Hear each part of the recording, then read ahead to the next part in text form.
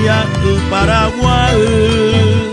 Llevaste el arte, el estandarte hacia la cumbre, entre la lluvia de luces rubias del Cuarají. Eres la hermosa madre amorosa de capitales, con tu esmeralda, la verde falda de Tacumbú, y comunera cuna primera de libertades, que el nuevo mundo dio su fecundo fue agua azul.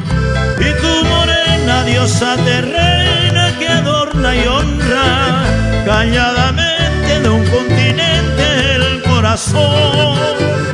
Venus del alba es para el alma, mientras tu alondra dice en su trino indolatino salve Asunción.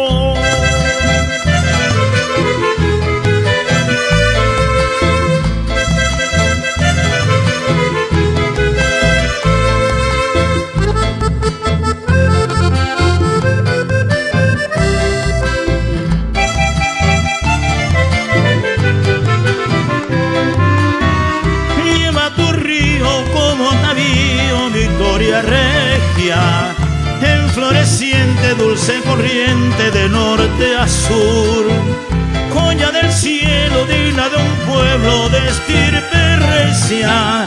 Muestra a mis ojos su manto rojo, blanco y azul.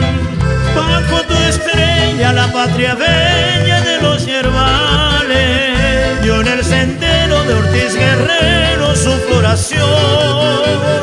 Y la guarania, herencia caria de tus orzales, entre tus rosas volvió gloriosa resurrección.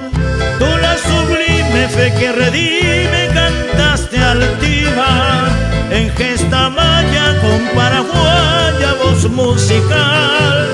Hoy ya despierta de nuevo abierta tu flor nativa, te inmortalizas con la ceniza